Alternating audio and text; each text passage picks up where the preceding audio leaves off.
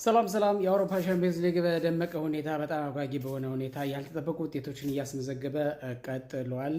አሁን በዚህ ሰዓት ቦዶ ግሊምት ከስፖርቲንግ ሊዝበን የሚያደርጉት ጨዋታ እጅግ በጣም አስገራሚ በእግር ኳስ ይሆናል ተብሎ የማይጠበቅ ድራማን እያስተናገደ ነው የሚገኘው። በመጀመሪያው ጨዋታ በሜዳውና በደጋፊ ፊት ቦዶ ግሊምት 3-0 አሸንፎት ነበረ ስፖርቲንግ ሊዝበንን።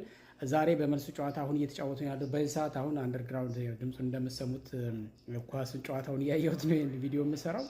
በጣም በሚገርም ሁኔታ ስፖርቲንግ ሊዝበን በሜዳውና በደጋፊው ፊት 90 ደቂቃው ተጠናቆ አሁን በተጨማሪ ሰዓት ላይ ነው እየተጫወቱት የሚገኙት። ምክንያቱም የግድ መሸናነፍ ስለሌለባቸው ጥሎ ማለፍ ኖካውት ስለሆነ 3-0 በምላሹ በሜዳቸው እና በደጋፊያቸው ፊት ስፖርቲንጎች 90 ደቂቃ እስከሚጠናቀቅ በዚህ አለቀ። አሁን በተጨማሪ ደቂቃ ኦ ማይ ጋድ 4-0 እየመሯቸው ነው ስፖርቲንጎች በሜዳቸውና በደጋፊ ፊት። እንግዲህ ምን ያህል ይሄ ሊቀለበስ የማይችል ተብሎ የተጠበቀ ጨዋታ እየቀለበሱ ነው። ኦልሞስት ቀልብሰውታል። አሁን እንደውም አምስተኛ ጎል ሊያስቆጥሩ በጣም ለጥቂት ነው ያመለጣቸው። አሁን የማዕዘን ምት አግኝተዋል። ምናልባት ይሄ ከተቆጠረ ደግሞ 5-0 የሆነና በአጠቃላይ ጨዋታው 5-3 ሊያልቅ ይችላል። ግን እንደምንም ተረባርበው አድነውታል። ለማንኛውም እግር ኳስ እንደዚህ ነው። በእግር ኳስ ምንም እርግጠኝነት የለም።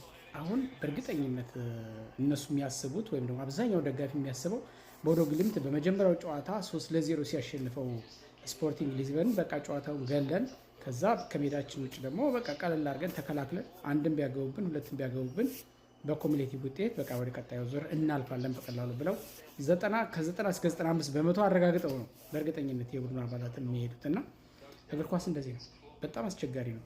ስለዚህ 3-0 ተሸንፈው የነበሩት ስፖርቲንግ ሊዝበኖች አሁን 4-3 እየመሩ ነው በዚህ ሰዓት። እንግዲህ መጨረሻው ምን ሊሆን ይችላል? ይሄም ሊገለበጥ ይችላል። የምናውቀው ነገር የለም። ግን የእግር ኳስን ተገማችነት ለመጠቆም ያህል ነው። በቀጣይም ሊቀለበሱ የማይችሉ የሚመስሉ ለምሳሌ ቼልሲ በፒኤስጂ 5-2 የተሸነፈበት በመጀመሪያው ጨዋታ ዛሬ በሜዳው የሚያደርገው ከተወሰኑ ደቂቃዎች በኋላ፣ ማንቸስተር ሲቲ በሪያል ማድሪድ 3-0 ተሸንፎ በተመሳሳይ በዚህ አሁን በምንመለከተው ጨዋታ አይነት ሙድ ውስጥ ነው ያሉት። ማንቸስተር ሲቲዎች በጣም ፍራስትሬት አድርገው ተመልክተናቸው ነበር በመጀመሪያው ጨዋታ። አሁን ምን ሊከሰት ይችላል አናውቀው፣ የምናውቀው ነገር የለም። በኢትሃድ ነው ጨዋታው፣ ከተወሰኑ ደቂቃዎች በኋላ የሚጀምር ጨዋታ ነው እና እንግዲህ በእግር ኳስ እንደዚህ ነው። ለማንኛውም በጣም ስለገረመኝ እሱ ሼር አድርጋችሁ ብዬ ነው።